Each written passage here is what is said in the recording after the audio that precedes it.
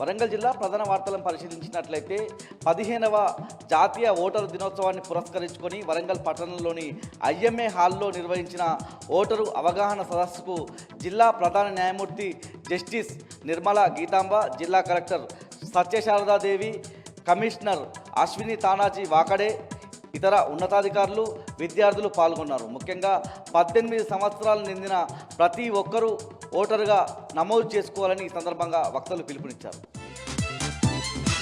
జనగామ జిల్లా ప్రధాన వార్తలను పరిశీలించినట్లయితే 15వ ఓటరు దినోత్సవాన్ని పురస్కరించుకొని జిల్లా కలెక్టర్ కార్యాలయంలో ఓటరు అవగాహన సదస్సు నిర్వహించారు. ఈ కార్యక్రమంలో కలెక్టర్ రిజ్వాన్ బాషా షేక్, అదనపు కలెక్టర్లు పింకేష్ కుమార్, రోహిత్ సింగ్ పాల్గొన్నారు. ముఖ్యంగా ప్రతి ఒక్కరూ ఓటు హక్కును వినియోగించుకోవాలని, ప్రజాస్వామ్యంలో అత్యంత విలువైనది ఓటు హక్కు అని ఈ సందర్భంగా కలెక్టర్ వ్యాఖ్యానించారు. జనగామ జిల్లా నుంచి మరో వార్త చూసినట్లయితే పాలకుర్తి మండల కేంద్రంలో బీఆర్ఎస్ మండల నాయకులు మీడియా సమావేశం నిర్వహించారు.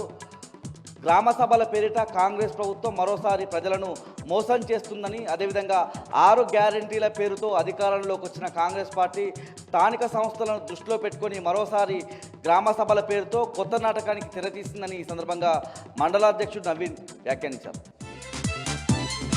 మహబూబాబాద్ జిల్లా ప్రధాన వార్తలను పరిశీలించినట్లయితే తొర్రూరు మున్సిపాలిటీలో కౌన్సిలర్లుగా పదవీ కాలం రేపటితో ముగియనున్న నేపథ్యంలో కౌన్సిలర్లకు మాజీ మంత్రి ఎర్రబెల్లి దయాకర్ రావు సన్మానం చేశారు. ముఖ్యంగా తొర్రూరు మున్సిపాలిటీకి బీఆర్ఎస్ హయాంలో 100 కోట్ల రూపాయలు కేటాయించి అభివృద్ధి చేశామని, ముఖ్యంగా తొర్రూరు పట్టణంలో 30 పడకల ఆసుపత్రిని 100 పడకలకు పెంచామని ఈ సందర్భంగా ఎర్రబెల్లి దయాకర్ రావు చెప్పారు.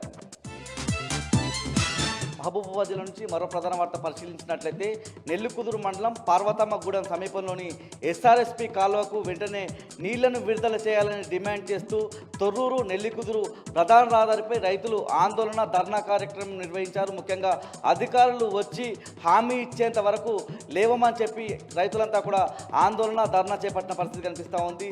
దీంతో పెద్ద ఎత్తున ట్రాఫిక్ జామ్ అయింది. ముఖ్యంగా ఇటీవలి కాలంలో అక్కడ వచ్చిన వరదల నేపథ్యంలో కాలువలన్నీ కూడా, కెనాల్స్ అన్నీ కూడా దెబ్బతిన్న క్రమంలో ఆ గ్రామానికి కావచ్చు, పర్వతగూడెమే కాదు నెల్లికుదురు మండలంలో యాసంగి సీజన్కి సంబంధించి నీళ్ళు వచ్చే పరిస్థితి లేదని చెప్పి అక్కడ ఉన్న వాళ్ళంతా కూడా చెప్తా ఉన్నారు.